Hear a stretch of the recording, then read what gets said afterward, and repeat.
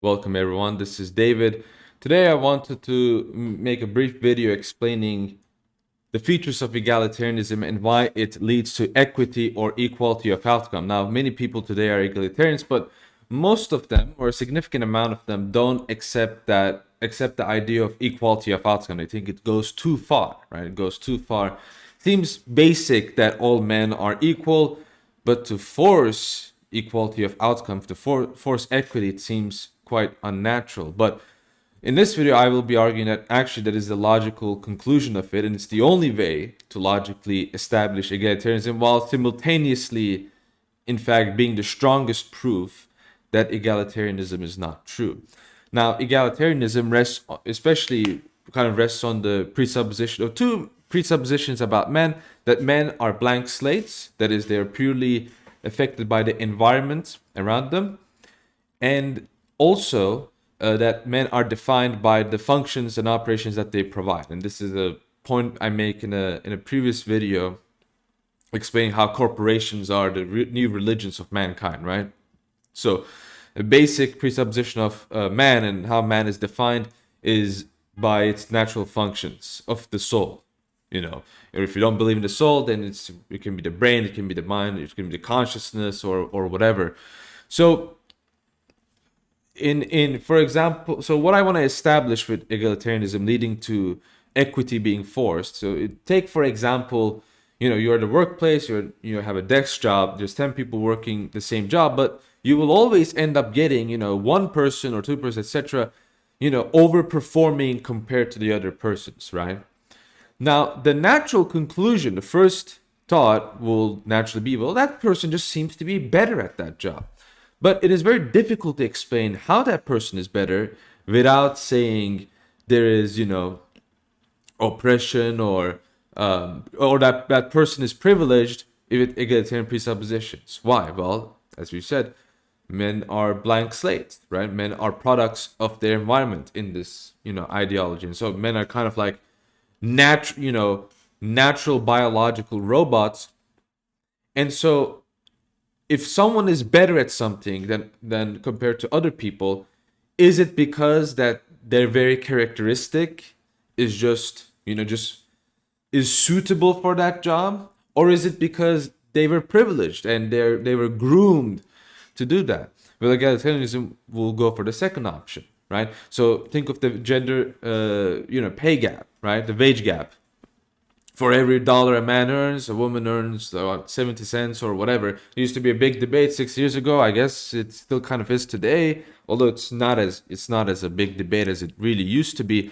And a lot of people logically said, well, it just so happens that women choose to work at the same different jobs and less paying jobs. It's not discrimination. It's just just women preferring to work at lower paying jobs. But if you're an egalitarian, if you accept the same presuppositions, you have to kind of ask yourself, well, since men are all blank slates, why is it that women choose to work at lesser paying jobs? If it's not a result of, societal sexism and discrimination, right? Maybe society, just because they believe in the idea of gender differences, right, just forces women to pick this way, to choose this way, as like a psyop, if you will.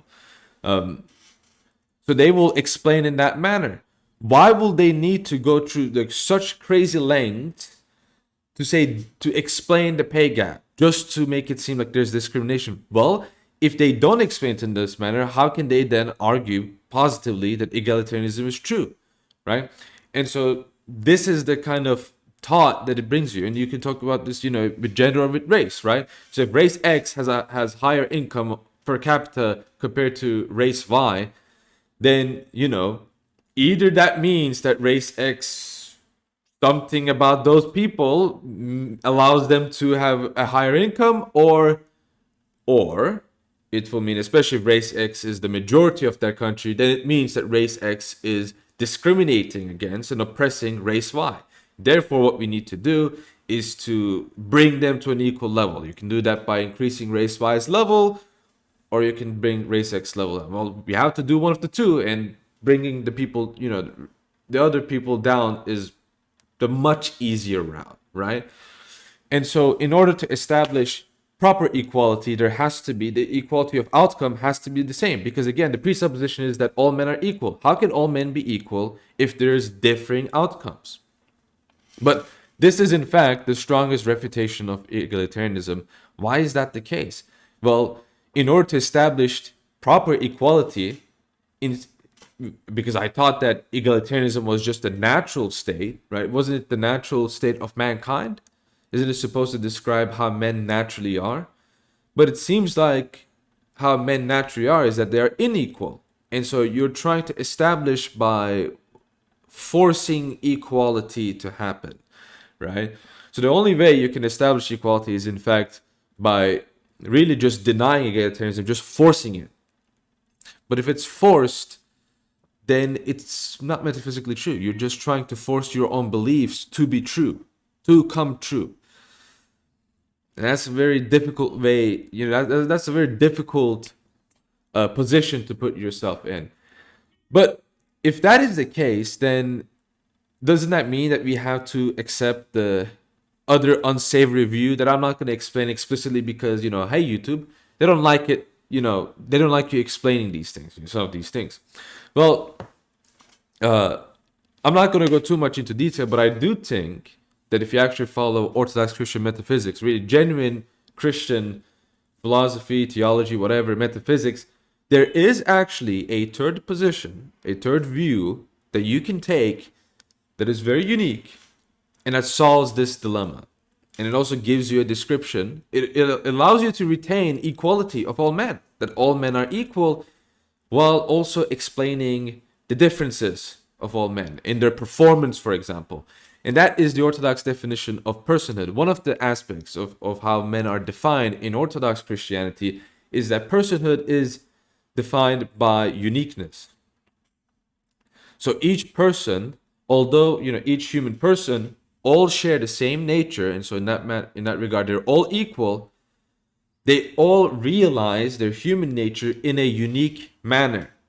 So me and a different person, we both have the same nature, but we uniquely realize our natures. And so we are unique persons with our unique characteristics. And when we speak of these personal characteristics, these are not just, merely verbal, nominal descriptions of who we are. These are genuine, real descriptions and definitions of who we are as a person, right? And these unique characteristics that we have allow us to retain differences while at the same time the sameness that all human persons have. So we're all equal as as human beings. But for example, my father has some form of, hierarchical superiority to me, right? In that familiar regard. Or for example, a king is equal to his subjects, but at the same time, due to his role as a king, he has that, power over them.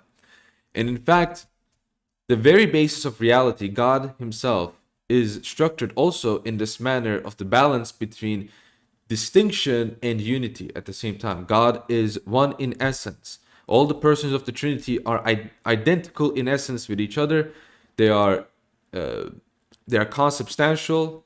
They are equal, but at the same time, they are also distinct and unique persons, and they have personal characteristics that allow us to not only distinguish them from each other, but also know really who these persons are. So the Father is the monarch of the Trinity. He is the fountainhead of divinity. He causes the Son and the Holy Spirit. And so he has that superiority, right? Or in that sense. But when we say superiority in that sense, we're talking about how he uniquely manifests his divinity in relation to the same divinity that the Son and the Holy Spirit has. But he is a unique mode. He exists in a unique mode, and has a unique relationship to his Son and to his Holy Spirit. His Son is begotten from him, so he has that filial relationship with his Son, and his Holy Spirit proceeds from his essence, right? So we have these relations between the person of the Trinity, and believe me, these personal characteristics, the idea of the personal characteristics exists in this world today too, right? We have the same too. So again, unity and distinction are in fact in proper balance and there is no opposition with each other. Egalitarianism, many of these, modern beliefs that people have rests in, they're rested upon the idea of dialectics, and they try to explain the world by forcing oppositions, but it is not necessarily, you don't necessarily have to do that. And I think this should be sufficient for this video to shortly explain how Orthodox theology, in fact, grants you the solution of the problems in egalitarianism. And I would like to thank my patrons for the financial support that they provided me.